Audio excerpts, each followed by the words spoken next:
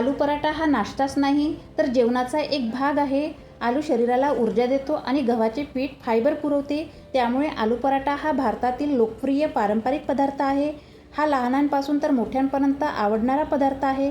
हा पराठा आपल्याला लाटायचाही नाही आणि त्यात सारणसुद्धा भरायची नाही, त्यामुळे मिनिटात होणारे हे सोपे पराठे आहे। चला तर मग करूया आलू पराठे। इथे मी 2 मीडियम साईजमध्ये आलू बॉईल करून साल काढून घेतली आहे।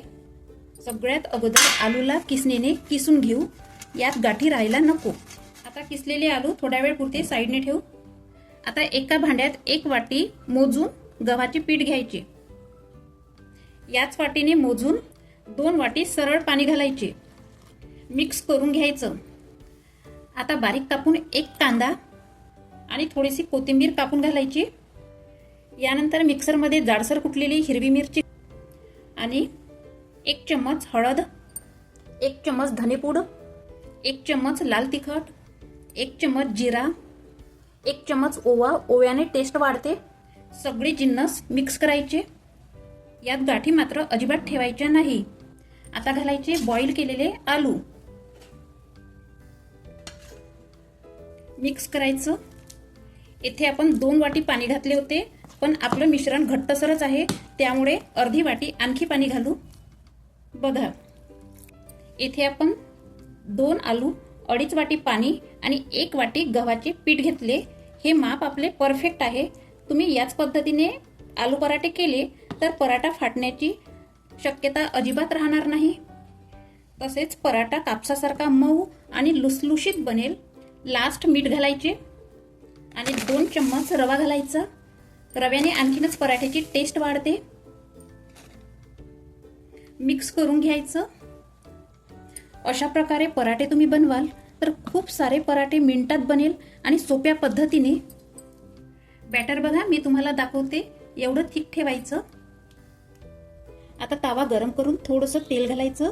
तुम्ही लोखंडी ताव्यावरही पराठा करू शकता, पण लोखंडी ताव्यावर 2 थेंब तेल जास्त टाकायचे, पण लोखंडी तव्यावर थोडंसं तेल जास्त घालायचं। हा नॉनस्टिक तवा आहे, त्यामुळे या तव्यावर तेल थोडं कमी लागते। आता यावर बॅटर घालून पसरवून घ्यायचं। पराठा जास्त पातळही करायचं नाही आणि जाड पण करायचं नाही। यावर थोडंसं तेल घालायचं।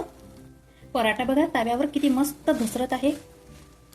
पराठ्याची खालची लेयर भाजून झाली की वरची लेयर पलटून भाजून घ्यायची। बघा किती मस्त सॉफ्ट पराठा झाला आणि कमी मेहनतीमध्ये झाला। आता हा पराठा आपण काढून घेऊ। तुम्ही हा पराठा डब्यात देऊ शकता किंवा ट्रॅव्हलिंग करताना सुद्धा नेऊ शकता आणि नाश्त्याला पण बनवू शकता। याच पद्धतीने बाकीचे पराठे करून, आता सगळे पराठे करून आपले रेडी झाले आहे। तुम्ही पण या पद्धतीने पराठे बनवाल तर वेळेची बचत होईल आणि इन्स्टंट होईल। आणि पराठा बघा किती मस्त नरमलच्च झालेला आहे आणि टेस्टी तर खूपच झालेले आहे। तुम्ही पण या पद्धतीने पराठे करून बघा आणि कमेंट्स करून नक्की सांगा। तोपर्यंत राधे राधे।